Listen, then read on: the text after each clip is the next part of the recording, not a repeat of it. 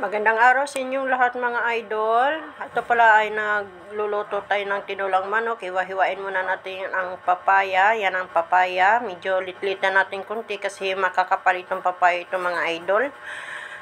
Hiwa-hiwain natin na medyo manipis lang. Yan. Sino bang gustong kumain ng mga papaya dyan? Yung iba hindi kumakain ng papaya pero ako gusto ko talaga yung gulay na papaya mga idol. Lalo sa tinulang manok, favorite ko yan kaysa sayuti.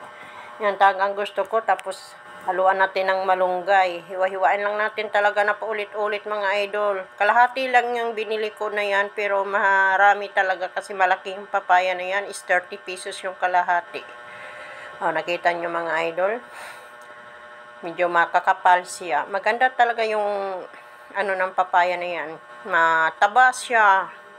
Yan na yung manok na ating lalagain. Chicken wings. Yan po. Lagyan may siya, tanlad. Yan ang tanlad. Nilalagay natin. Mas gusto ko talaga yung tinola mga idol na may tanlad. Yan. Magtinola tayo ng chicken wings. So, ito-try natin yan kay maganda naman talaga. May lagyan din natin ng luya sa sibuyas at ibang mga sangkap niya na sili. Yan yung papaya na binili ko is 30 pesos yan, kalahati. Yan, medyo makapal siya kaya may kabigatan sa kilo. Kaya medyo malaki-laki talaga yung presyo niya kasi medyo mabigat siya sa kilo. So, kinilo lahat. Ang malunggay naman is 20 pesos yung aking binili. Dalawang tali, 10 pesos ang isa. Ganun talaga at medyo naaagnas-agnas na ngayong malunggay na yung mga idol. Siguro ito mga idol kahapon pa ito napitas. Mayroon din tayong tilapia, fresh tilapia yan. Siyempre natigok na yan kay kinatay na. Ganina ay tatalon-talon pa yan siya sa palengke nung binili ko idol. Ngayon ay wala na siyang buhay.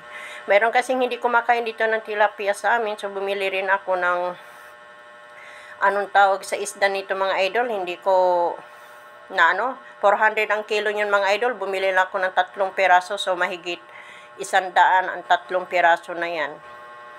Yan yung para doon sa taong hindi kumakain naman ng tilapia. Ewan ko, ang sarap-sarap naman ng pritong tilapia. Ayaw nila mga idol.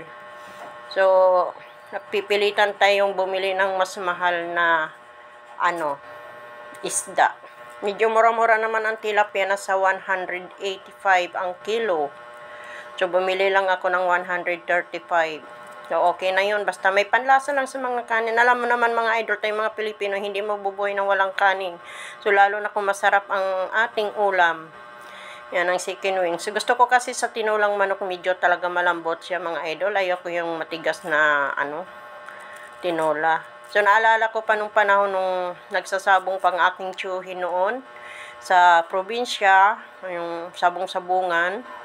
Pag nanalo yung kanyang manok, ay nako, napakasarap ng aming ulam mga idol. Mayroon na kaming tandang na ulam with papaya malunggay. Napakasarap talaga ng mga tandang na yung mga tandang na papatay sa sabong. Ang sarap talaga nun mga idol pag ginawang tinola. Yung malambot na si idol, so nilagay ko na yung pala yung ano ba ito mga chinichikoy ko dito mga idol. Yung papaya gani. Nilagay na natin yung papaya para lumambot.